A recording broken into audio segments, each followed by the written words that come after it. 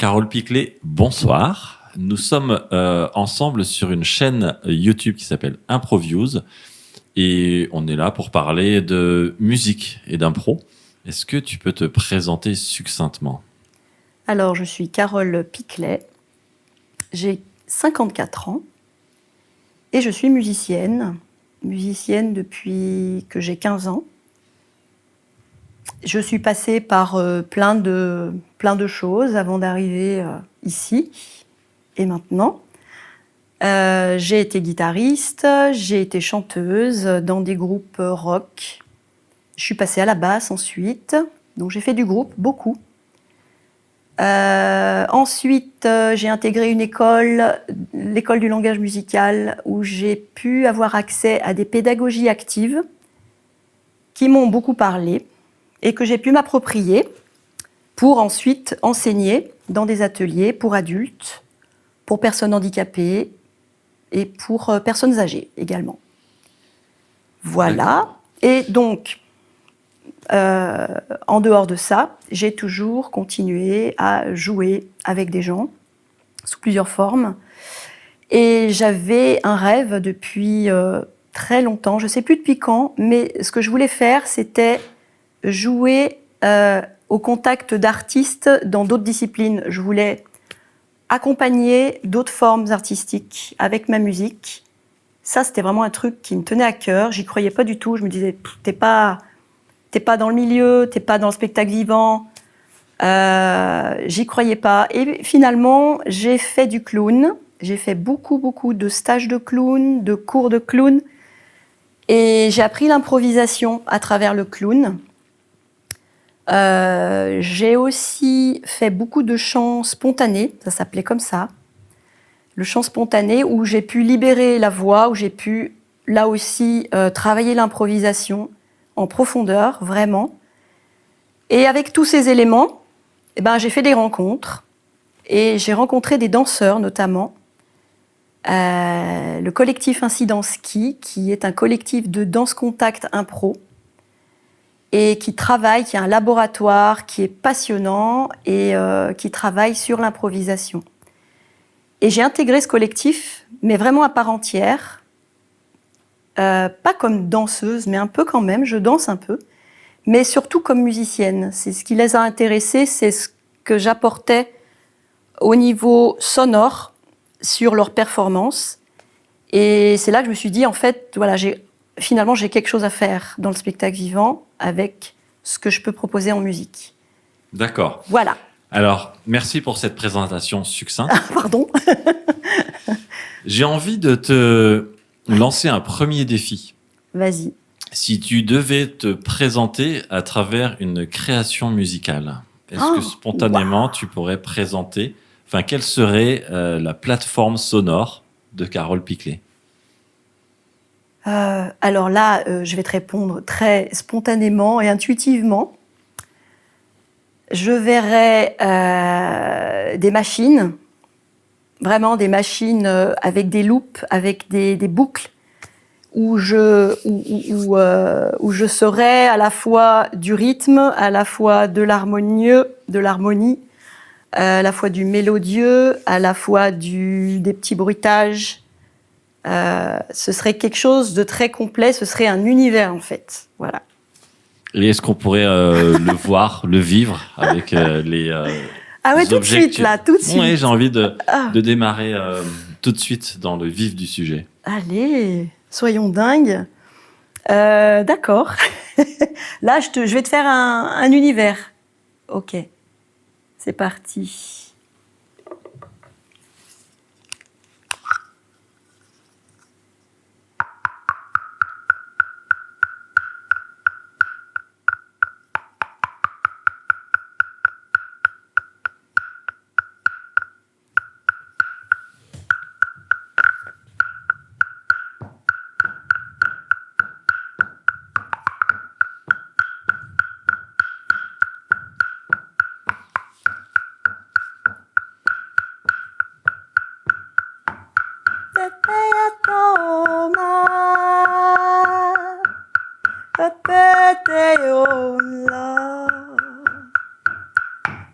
Papaya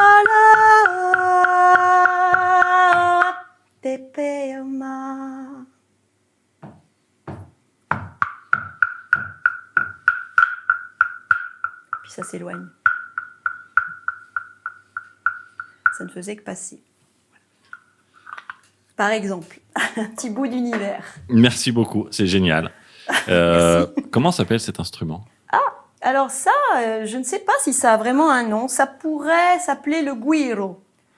Le güiro étant un instrument brésilien qui se gratte comme ça. En fait, c'est un tube avec un bout de bois cannelé dessus et ça se gratte.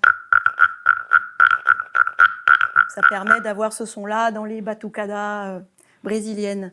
Donc là, ce serait un petit güiro un petit peu pour touristes, avec la jolie forme de la grenouille, parce que ça fait effectivement un bruit de crapaud un peu, voilà. D'ailleurs, j'ai trouvé ça dans un magasin à touristes. Je les ai toutes essayées, les grenouilles. Et celle-là a un joli son. Hein, tu en conviens. Voilà. Tout à fait.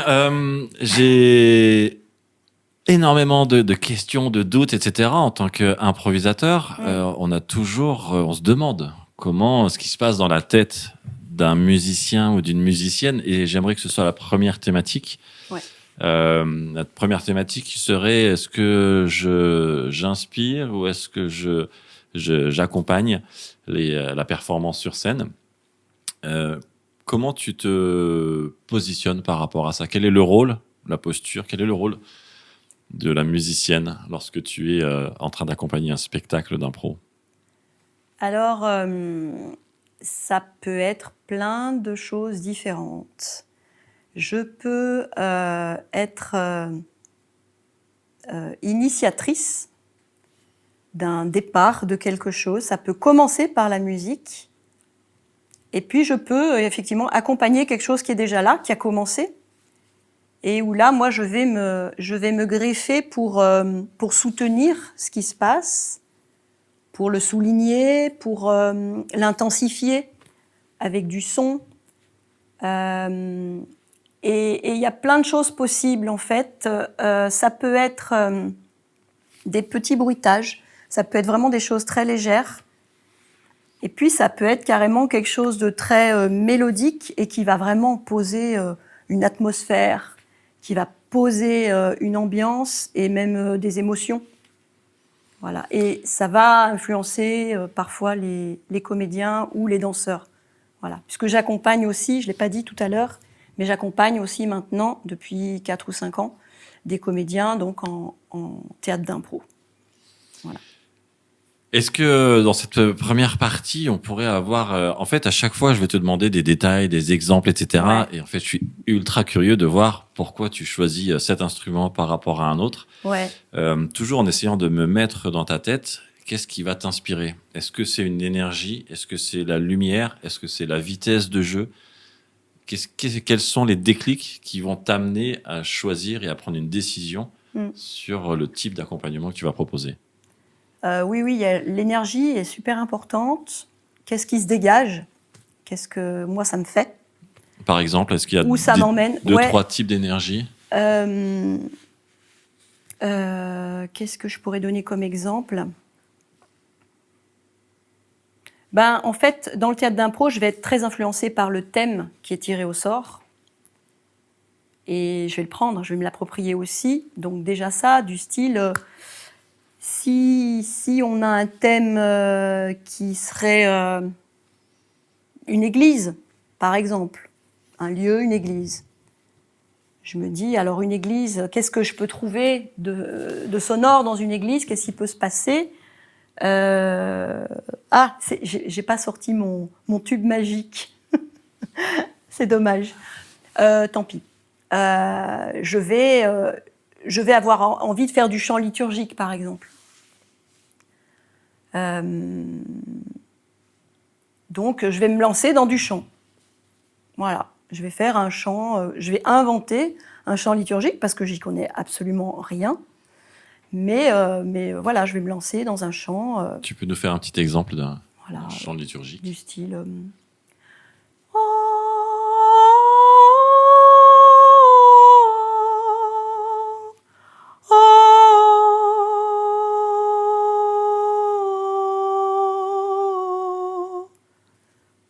Voilà, c'est pas, pas très convaincant là, Mais voilà ce qui peut venir. Donc ça peut être le lieu qui t'inspire? Oui, ça peut être le lieu, ça peut être... Alors il y a le lieu, et il y a aussi ce que les comédiens commencent à jouer.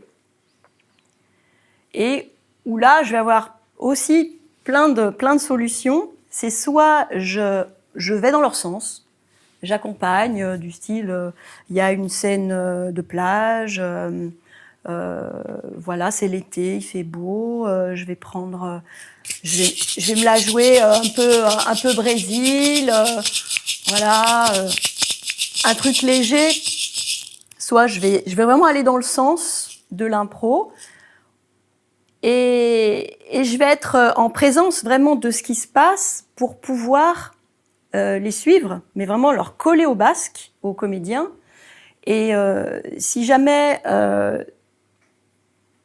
je vois que... Moi, j'estime que c'est trop long. Allez, là, il faut une rupture de rythme. Je vais pouvoir leur proposer une sonnerie. Je peux leur proposer un animal, un truc incongru qui va arriver, qui va casser complètement le truc, qui va faire partir ailleurs. Voilà. J'ai aussi ce rôle-là. Et d'ailleurs, ils me le demandent maintenant. Ils me disent, vas-y, n'hésite pas à nous bousculer. Alors voilà, c'est des choses que je travaille. J'ai un peu plus de mal. J'ai plutôt tendance à vouloir accompagner. C'est tellement agréable de porter un truc plutôt que de le sabrer, quoi. Voilà. On va en parler juste après, justement, de cette phase de préparation et de langage commun entre les artistes comédiens et les musiciens. Si par exemple, tu vas chercher à accompagner ou provoquer une émotion, comment ça se passe dans ta tête? Comment est-ce que tu ressens l'émotion? Oui, en fait, oui, c'est déjà, moi, qu'est-ce que ça me fait, là, cette scène? Et je me dis, ah là, il faut qu'ils aillent dans du poétique ou de l'onirique. Ah oui, là, je sens qu'il faut que ça aille là-dedans. Du coup, je vais leur proposer une petite musique, vraiment.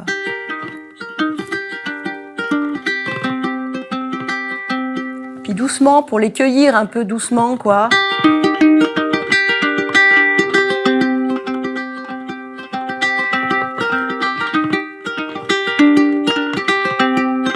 Je vais accentuer un peu.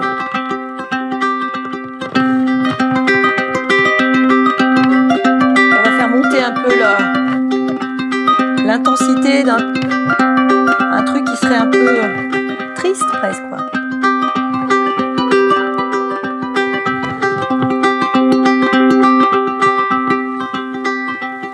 Et en général, ils me suivent. Ils y vont parce que ça leur fait quelque chose, quoi. La musique, ça a ça de magique, c'est que, en tout cas, c'est peut-être pas tout le monde, mais moi, ça me cueille, quoi, tout le temps. C'est vraiment un truc qui me parle, et qui parle au niveau émotionnel, mais pas que. Je trouve que ce que j'ai de commun avec les comédiens, avec les danseurs, c'est que ça passe par l'émotion, mais ça passe par le corps énormément aussi. C'est-à-dire, ça passe par le corps, ça veut dire quoi? C'est pas le mental qui décide d'aller dans telle ou telle direction. C'est quelque chose d'une émotion. Ça tient de l'émotion, du sentiment, de la sensation. Et parfois, la sensation, pour moi, c'est corporel, quoi. C'est quelque chose qui passe par le corps. Et moi, j'ai appris la musique comme ça, en plus. Donc, ça me parle vraiment. C'est mon chemin. Une autre émotion, une émotion de joie, par exemple, sur scène, ou une émotion romantique, amoureuse. Ah, alors, c'est pas la même chose. Du style, la joie, un truc un peu... Là,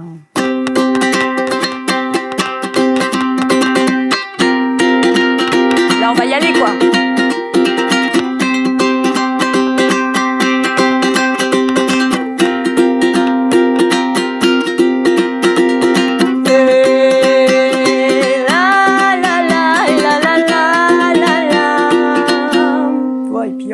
Ça peut monter, quoi. Là, Est-ce qu'il y a une notion de rythme aussi dans la musique pour accompagner des scènes lentes, posées, ou alors des scènes d'action, des courses de voiture, quelque ouais, chose? oui. Oui, oui, là, il y a de quoi faire. Le rythme, bien sûr, est super important. Euh, Là, moi, j'aime bien prendre le triangle. C'est un instrument un peu désuet, qu'on n'utilise plus tellement. En tout cas, voilà, je le vois pas souvent.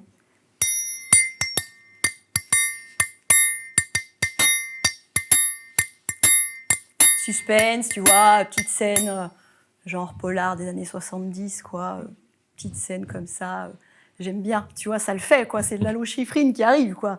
Euh, et ça marche tout de suite, quoi. Le triangle, c'est vraiment un côté vieux machin des années 70, quoi. Et voilà.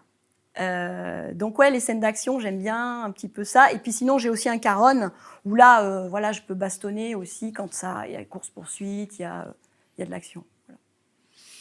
Tout à l'heure, tu parlais de pédagogie active qui avait été un moment important dans ton parcours. Ouais. Est-ce que tu peux développer ce que c'est? Alors, les pédagogies actives, c'est vraiment expérimenter avant toute théorie. C'est vraiment aller dans la musique avec le corps, là encore, dans le rythme, ressentir le rythme, avant d'aborder les partitions, les partages de rythme et tout ça, toute la théorie. C'est vraiment passer par la sensation. Un exemple précis, je ne sais pas trop. Qu'est-ce que ça nous fait, par exemple, cet accord-là, un accord triste?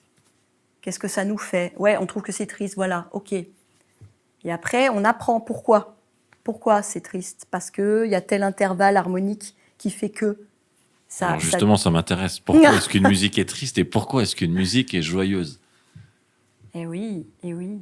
Bah, c'est toute la construction harmonique qui va faire que, et l'enchaînement des différents accords, qui va faire qu'une mélodie va être plutôt gaie ou alors plutôt triste. Voilà. C'est tout un travail d'harmonie qui va construire la mélodie. Et voilà. Mais dans les pédagogies actives, voilà, avant d'apprendre le rythme, on va apprendre à taper du pied. Et puis un coup sur deux, on va claquer des doigts, mais un coup sur deux seulement. Ça, c'est en théorie, on tape un coup sur deux. Mais en fait, qu'est-ce que ça donne? Quel est le groove derrière? Comment ça nous donne envie de danser? Voilà. Et comme moi, j'ai abordé la musique comme ça, toujours. J'ai appris en autodidacte à chaque fois, plus ou moins. J'ai pris des cours, j'ai essayé de prendre des cours. J'ai vraiment essayé d'aborder la théorie, mais j'ai jamais réussi. Parce que, en fait, mon système d'apprentissage, c'était vraiment d'entendre, d'écouter, écouter. Je me suis imprégnation, voilà, vraiment, tout le temps. Et je pouvais restituer assez vite, en fait. Voilà. Carole, tu as un profil un petit peu atypique pour moi, où j'ai envie de dire, tu es la seule musicienne qui accompagne les spectacles d'impro sans instrument classique. Ouais. Il n'y a pas de clavier ou de choses comme ça, en tout cas. Je ne sais pas jouer déjà. Mm. Non, je ne sais pas jouer vraiment très très bien d'aucun instrument, finalement. Je grappille, en fait, beaucoup, à droite, à gauche. Je prends ce qui m'intéresse. Et j'ai aucun instrument que j'ai vraiment appris à fond. Même la basse, pourtant j'en ai fait des années, mais j'ai fait que ce qu'il fallait pour pouvoir jouer avec des gens. Ce qui m'intéresse, c'est de jouer avec des gens. Eh bien, justement, j'ai une image en tête. Je ne sais pas si tu te souviens. C'est une photo qui a été prise au final du LIF 2019. Nous sommes à la Comédie Odéon. Il y a 12 improvisateurs sur scène. Un line-up assez extraordinaire avec Joe Bill, Tim Orr, Lee White, Inbal, Patty Styles, Heather, etc. Et tu es la seule musicienne sur scène. Et la photo que j'ai en tête, il y a les 12 artistes qui se lèvent un peu en standing ovation, te montrent du bras pour t'applaudir. qui est un peu la reconnaissance de tout le travail et toute la présence que tu as eue pendant ce festival. Comment tu as pu... comment ça fonctionne avec des artistes que tu n'avais jamais vus? Comment on installe un langage commun? Comment cette alchimie marche aussi bien? Eh ben, parce qu'on a eu quand même le temps, toute l'après-midi. Moi, j'ai besoin d'être au contact des gens avant de jouer. J'ai besoin de les côtoyer, peut-être de me connecter. C'est peut-être ma façon de me connecter à comment ils sont, qui ils sont, comment ils se parlent. Et puis, voilà, le projet de la soirée, j'ai participé à l'élaboration de la soirée, donc l'après-midi. Et ça m'a quand même permis de... Peut-être que j'ai ça de... je sais pas comment dire, de me connecter aux gens assez vite. Et en plus, ça parlait anglais beaucoup. Et je suis très mauvaise en anglais, donc je comprenais pas la moitié de ce qui se disait. Donc c'était pas à ce niveau-là finalement. C'est pas au niveau de l'explication, de la forme qui allait être jouée, etc. Puisque j'en ai raté beaucoup. Et après la soirée sur scène, ça jouait en anglais et il y a beaucoup de choses que j'ai pas comprises dans la subtilité, dans la finesse. Et en fait, j'ai utilisé ces ressources-là, qui est de me connecter à l'énergie. Qu'est-ce que ça dégage? Ces deux gars-là qui sont en train de se parler sans fin, l'un l'autre, et ça avait l'air de monter, ils avaient l'air de se vanter de quelque chose, en fait, que c'est celui qui avait le mieux ou le plus, ou je ne sais quoi. Et moi, j'ai pris ça, donc c'était cette soirée-là, je crois, et je leur ai proposé un truc hyper lancinant. Et j'ai fait ça tout le long.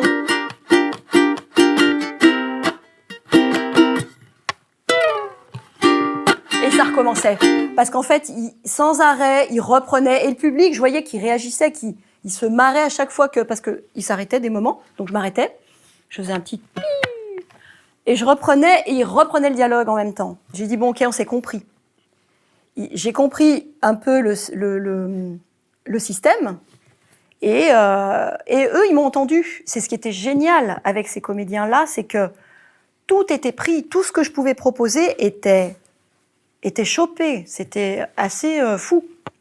Moi, j'avais jamais vécu ça, quoi. C'était vraiment un truc idéal, quoi, pour une musicienne. Voilà. Tu accompagnes également des spectacles d'impro régulièrement tout au long de l'année. Est-ce que tu les formes aussi? Est-ce qu'il y a des résidences? Comment est-ce que tu les accompagnes? Comment ça s'installe, cette connexion d'énergie, de fluide, de je ne sais pas? Eh bien, moi, je m'échauffe avec eux, déjà, corporellement. Je fais tout ce qu'ils font. Tous les petits jeux qui servent de connexion aussi, je les fais avec eux. Et voilà, ça nous lie, quoi. Ça crée un lien de travail. Et ça commence par là, hein, moi je dirais. Ça commence par là, et puis après, on travaille... Moi, en fait, ce qu'il y a aussi, c'est que tout m'intéresse dans leur travail aussi. C'est-à-dire que j'aime assister aux répétitions, j'aime assister aux journées de travail, même si je fais très peu de musique, je m'en fous. J'aime vraiment voir comment ça évolue. En fait, ça me passionne. Tout ce qui est le processus créatif, c'est vraiment un truc qui me fascine. Et de voir des gens échafauder un truc et puis qui prend forme et puis ça se casse la gueule, on va ailleurs, on essaye ça, tac, tac, j'adore, quoi. Jamais je m'ennuie. Même si moi, je joue peu, finalement. Et puis, il y a des moments où on travaille vraiment jeu des comédiens de musique, et où là, on va vraiment dans le détail, dans le fin, et où on essaye, on réessaye, voilà. Il me demande beaucoup en fait, il me demande énormément de travail, notamment déjà pour les bousculer, comme je disais tout à l'heure.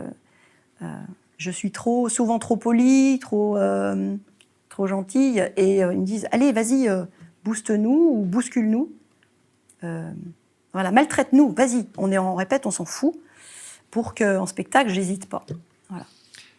J'ai une réflexion qui me taraude, c'est est-ce que tu peux nous donner ton point de vue si on devait comparer deux musiciens, un musicien ultra équipé de clavier, de guitare, d'un saxo, et une musicienne, Carole Piclet, qui va nous proposer une puissance musicale à partir juste d'un dong sur un triangle. Une puissance musicale. J'aime En bien fait, l'image je me rends pas compte, moi. tu as plein de petits objets complètement anodins ou improbables, et avec juste un son, une percussion, j'ai l'impression que ça peut charger autant, voire plus, qu'un autre musicien ultra équipé. Ouais, peut-être. En fait, j'en sais rien. Ça, j'en ai pas idée. J'ai aucune idée de ce que ça fait, en fait, de l'extérieur. On me le dit, du coup, j'ai des retours, effectivement. Je me rends compte que ça marche, mais je saurais pas dire est-ce que c'est mieux que quelqu'un qui a plein de choses. Tout est la façon de l'utiliser. Je pense, je sais pas. Tout est la façon dans la façon de faire les choses au bon moment et comme il faut qu'elles soient faites. Après, c'est peut-être un peu présomptueux de dire ça, mais il y a sûrement 100 000 façons d'intervenir à tel ou tel moment, mais je sais pas à quoi ça tient, franchement. C'est un mystère pour moi. En fait, moi, je joue. Je joue avec eux. Voilà. Alors, je vais poser la question différemment. Pourquoi est-ce que tu t'amuses avec des instruments improbables et pourquoi tu n'irais pas vers jouer du piano, du saxo? Ouais, pour enrichir. Bah déjà, je suis venue au ukulélé pour enrichir ma palette, effectivement. Parce qu'au départ, j'avais que des percus et je trouvais que ça me limitait. J'avais envie des fois dans grandes envolées lyriques, de grandes, voilà, d'autres choses, de poser des univers autres. Et le ukulélé, ça me paraissait le moyen le plus rapide de maîtriser. J'avais déjà joué de la basse, la guitare, voilà, je connais. Je pense que je suis venue pour ça, au ukulélé. Après, faut des moyens aussi. Faut des moyens aussi pour avoir certains instruments. Moi, ce dont je rêverais quand même, c'est d'avoir un looper, quoi, pouvoir créer des boucles à la voix. Et ça, bon, je pense que j'investirais assez vite. J'ai vraiment envie, ça, parce que ça, là, tu crées du début à la fin ta musique, rien qu'avec des voix ou des percus que tu enregistres, et ça c'est génial. Et là, oui, je vais pouvoir peut-être grossir encore le sonore, peut-être. J'ai envie de te proposer un interlude. Oui. L'interlude serait de trouver un petit peu l'identité sonore de notre chaîne qui s'appelle Improviews, qui est une chaîne de partage d'expériences, une chaîne de gens inspirés et inspirants. Qu'est-ce que tu nous proposerais? Alors, une petite musique.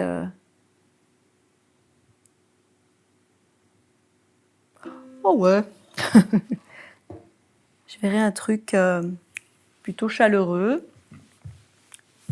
avec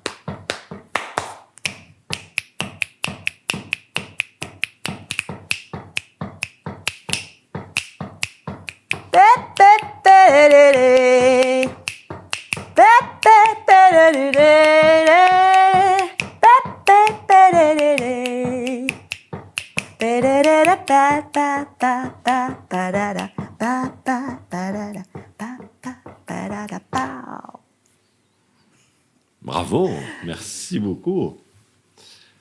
On avance un petit peu. Si tu devais donner des tips, des trucs et astuces à de futurs musiciens ou à des musiciens actuels, 3 tips. 3 tips qui résument tes 30 ou 40 années d'expérience.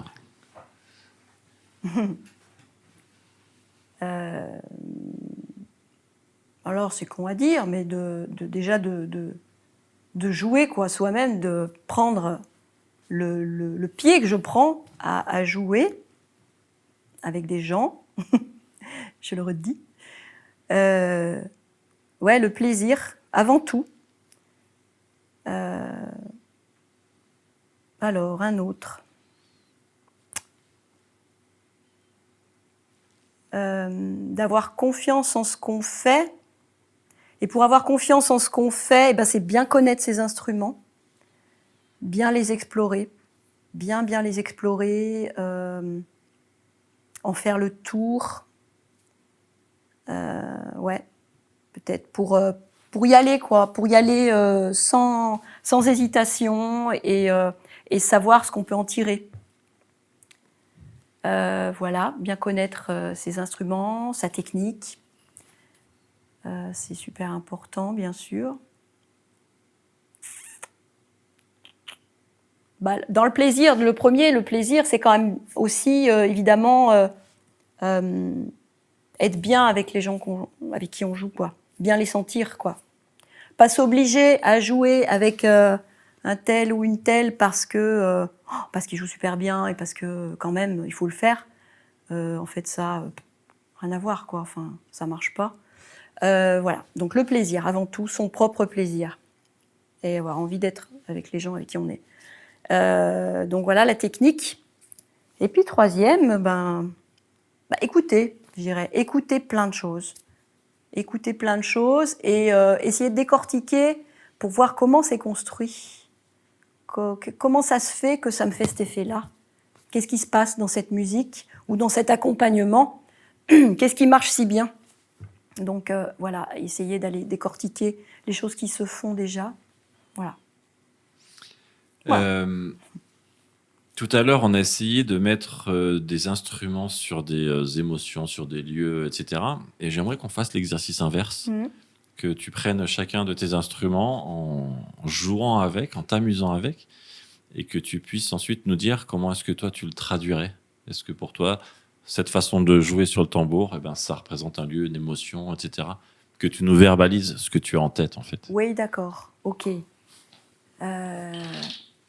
Moi, quand je prends ça,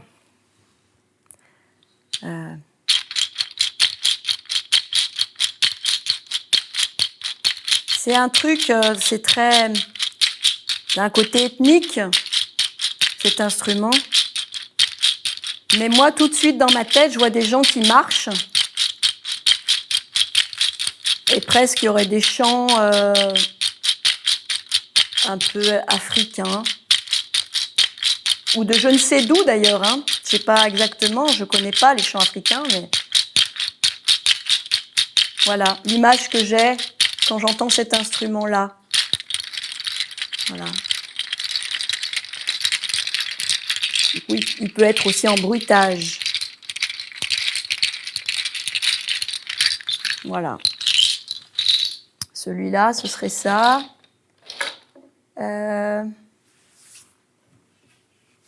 Là, il y a un petit peu celui-là de tambour.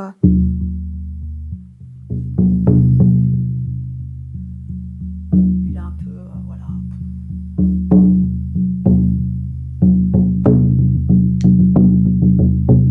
Un truc un peu martial, un peu, hein, quelque chose un peu. C'est du sérieux, quoi. Il se passe un truc là. Voilà. Ça va pas être marrant.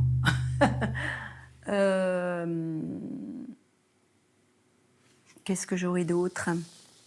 Je voulais en amener plus, je les ai oubliés.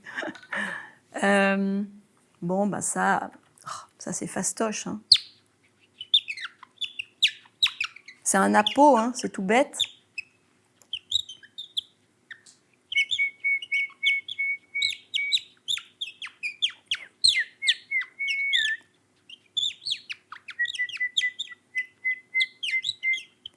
On respire mieux, quoi, tout de suite. Hein. T'entends presque le vent dans les branches. Donc voilà, ouais, quand je veux faire des petites ambiances d'extérieur, bucoliques, voilà. Là, c'est un petit rossignol. Il est assez magique. Puis ça, voilà, un vélo qui passe.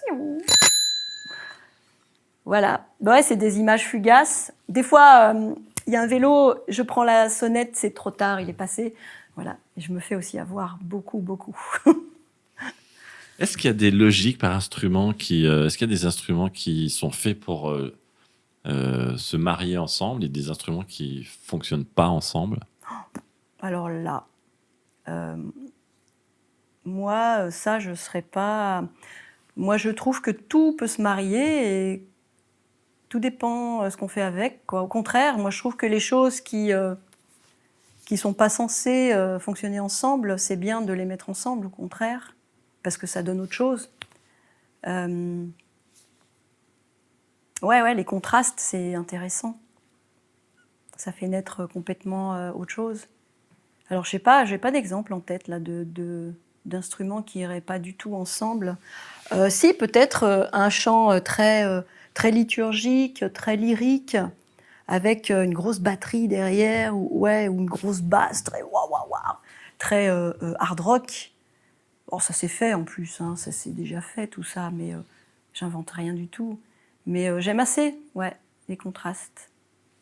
Et j'aime bien d'ailleurs quand parfois, quand ça se présente et que je peux le glisser, c'est de faire quelque chose qui est complètement à l'opposé de ce qui se passe sur scène, de prendre le contre-pied complet une scène super gore et de faire une petite musique très enfantine, très innocente. Ça, j'adore. Voilà. Carole, si je te donne une valise qui est remplie d'argent, il y a même plusieurs valises, qu'est-ce que tu en fais? Eh bien, je sais exactement. J'achète un lieu. J'achète un lieu où il y a un studio de danse, où il y a un studio d'enregistrement, où il y a des salles de répète. Et je fais plus que ça, quoi. Voilà, et je dors dans ce lieu, bien sûr, et je fais que jouer, quoi. Voilà. Est-ce qu'il y a des spectacles d'impro qui sont plus agréables que d'autres à accompagner? Ben oui. Oh que oui. Les spectacles d'impro où, bien sûr, où je me régale, c'est les spectacles d'impro sans parole, où tout l'espace sonore est pour moi. Alors c'est un peu le saut dans le vide quand même aussi, mais oui, ça c'est le plus juteux, quoi. Voilà, théâtre corporel, Corpus Gang et compagnie, hein. C'est ça, c'est super ça pour moi. En même temps, c'est difficile parce que justement tout est à faire au niveau sonore, mais ceux-là ils sont voilà. Ou alors avec les grosses pointures du LIF, du festival dont on parlait tout à l'heure, où tout est, rien n'est à la poubelle, rien n'est à jeter, tout est pris et à prendre. Donc ça c'est le summum. Corpus Gang qui est mis en scène par Christophe Bouquet. Voilà. Dernière question, Carole. Pourquoi est-ce que tu fais de l'impro musicale? Pourquoi est-ce que tu accompagnes de l'impro? Parce que l'impro, je trouve que c'est ce qu'il y a de plus... comment dire? C'est ce qu'il y a de plus intéressant, d'improviser. Alors oui, je peux jouer des choses écrites, bien que je ne sache pas lire la musique, toujours pas, mais je peux jouer des choses par cœur, mais se laisser surprendre et se surprendre soi-même, c'est quand même... c'est génial. Donc l'impro, c'est ce côté... avec toute une technique derrière, hein, c'est sûr, et pouvoir arriver à créer un truc là dans l'instant, quoi. C'est ça qui me Je ne comprends toujours pas d'ailleurs comment ça marche, comment c'est possible parfois, mais ça me fascine, ouais. Merci beaucoup, Carole Piclet. Merci Thomas.